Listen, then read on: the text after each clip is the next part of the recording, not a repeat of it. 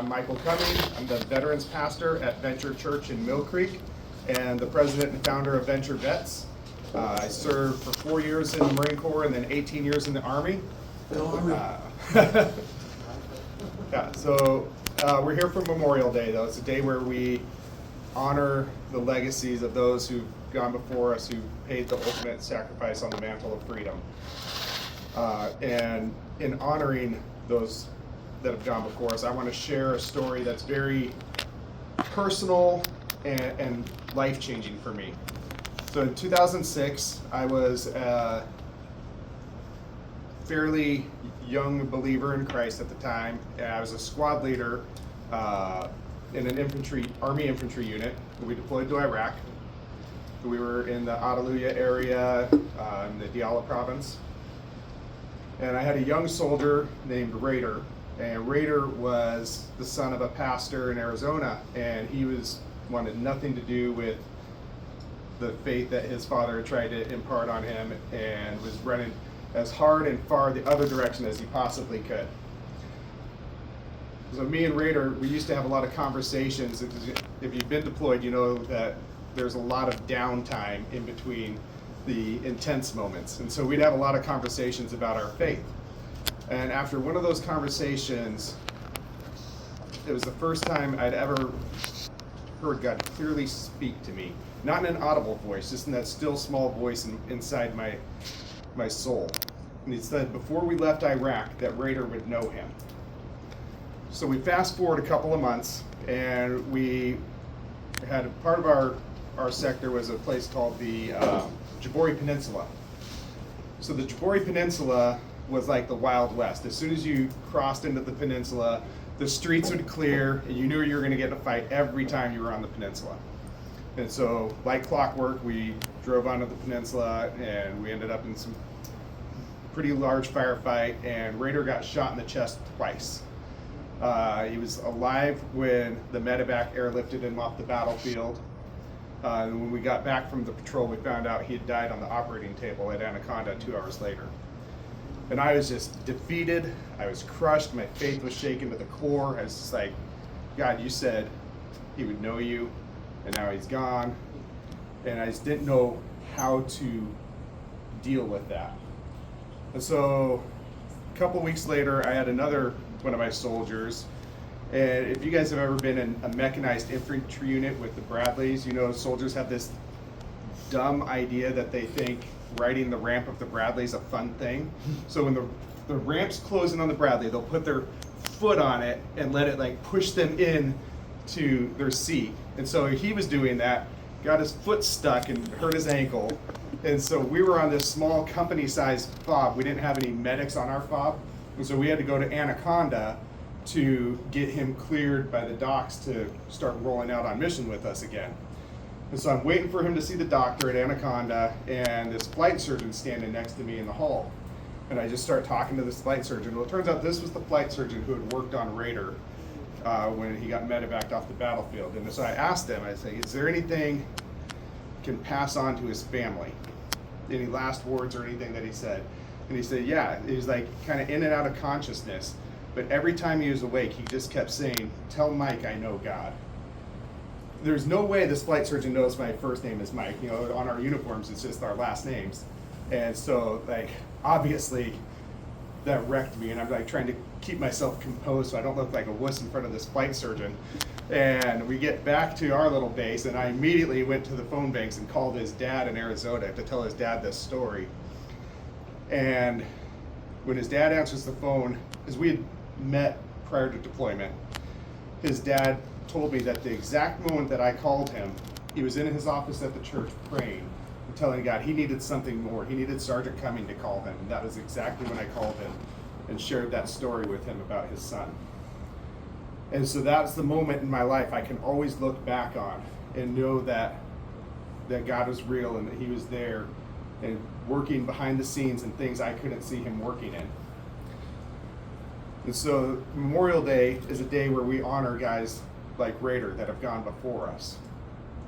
How's the best way that we go about honoring these guys? It's by living the best life that we can possibly live now. We live the life that they didn't get to live. on behalf of them. In John chapter 5 in the Bible, Jesus walks into a place called the Pool of Bethesda. And there was a crippled man there who had been disabled at this pool for 38 years. 38 years he's been there. And what they believed was that if you were to get in this pool at the exact moment when the angels would come and stir up the waters, that you'd be healed. And so you can kind of imagine that this guy, his first week, he's hopeful, thinks things are going to happen. A month goes by, 2 months goes by, 3 months. By 38 years, I'd imagine he's on the back wall, his arms are crossed, he's angry, he's bitter that he hasn't had any healing, that he hasn't been able to move on in his life. He's blaming all the circumstances and everyone else around him and not taking accountability for his own part in this. And so this is where Jesus walks in. And all these people that are there needing healing, and he sees this guy on the back wall who's bitter and angry with his arms crossed, and that's who he goes to. And he goes up to him and he asks him, and if you're just reading it, it just comes across like, do you want to get well? Seems like a dumb question. And I don't think that's how Jesus asked it. I think he walked up to him and I think he's like, do you want to get well? Do you even want to get well?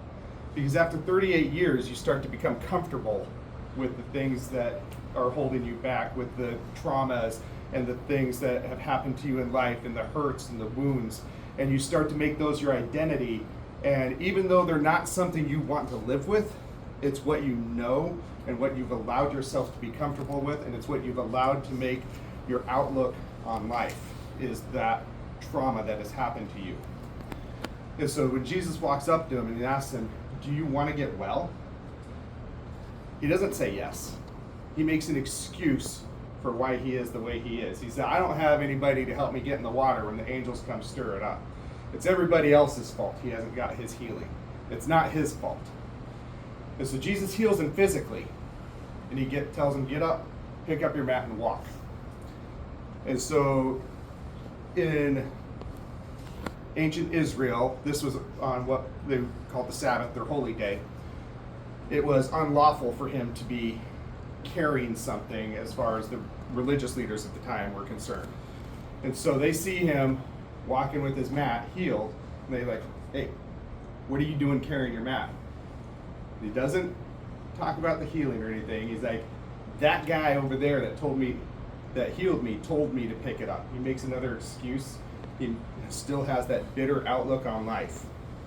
And so after this has happened, Jesus comes back and finds him and introduces himself and tells him, stop sinning or something worse is going to happen to you. It's because he didn't allow Jesus to heal those deep wounds in his soul. He didn't allow him to take that bitterness and that anger of the circumstances of his life away. And what does the guy do? He doesn't change. He immediately goes back to the religious leaders and is like, it was Jesus. Jesus did it. He rats him out, right? He was a coward. So we have the opportunity to answer that question in our own lives. Do you want to get well? Do you allow the circumstances of your life to dictate your outlook on everything else? Or do you choose to move forward and to move past that and to find your identity elsewhere? Have you guys all seen the movie Forrest Gump? Okay, so Lieutenant Dan, we all love Lieutenant Dan, right? I went and saw the Lieutenant Dan band at JBLM 2 years ago. It was awesome. I love Gary Sinise and what he's doing. So Lieutenant Dan loses his legs in Vietnam. And in the next scene, you see contrasting outlooks on what had happened to them in the war when Forrest gets wheeled in right next to Lieutenant Dan, and he's got an ice cream cone. And he's got one for Lieutenant Dan, right? And he hands one to Lieutenant Dan, and what does he do? He dumps it in his bedpan. Lieutenant Dan is bitter, he's angry, and rightly so. He's lost his legs, he feels responsible for the lives of his guys that were lost. But that's all he can see, and that's what shapes his outlook on life for the next several years. While Forrest has a positive outlook and decides, how can I move forward and honor the memory of my buddy Bubba? And he goes and starts the shrimp boat company that they had wanted to do and has that positive outlook. Well, he maintains contact with Lieutenant Dan, and as we all know, he comes and joins him on the shrimp boat. And there's that scene when the storm comes and Lieutenant Dan's up in the mast and he is yelling and just giving God everything that's gone wrong and that's happened in his life, just pouring it out. And that's okay to do. God's a big God and he can handle your emotions. And the next day, the seas are calm and Lieutenant Dan jumps off the boat and goes for a swim. And Forrest says that even though he never admitted it, Lieutenant Dan found his peace with God that night. So coming back to Memorial Day, in order to honor those guys that have gone before us, we have the opportunity to live our lives with a positive outlook and to take what's happened to us and find hope, to find community again, to find purpose in our lives.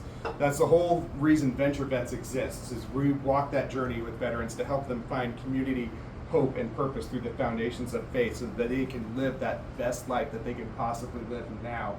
And that's how we honor our veterans. That's how we honor those that have gone before us, is by choosing to answer that question from Jesus. Do you want to get well? And saying, yes, I do want to get well. And finding community, finding hope, and finding purpose now on the other side of everything. So thank you for having me. And Ryan.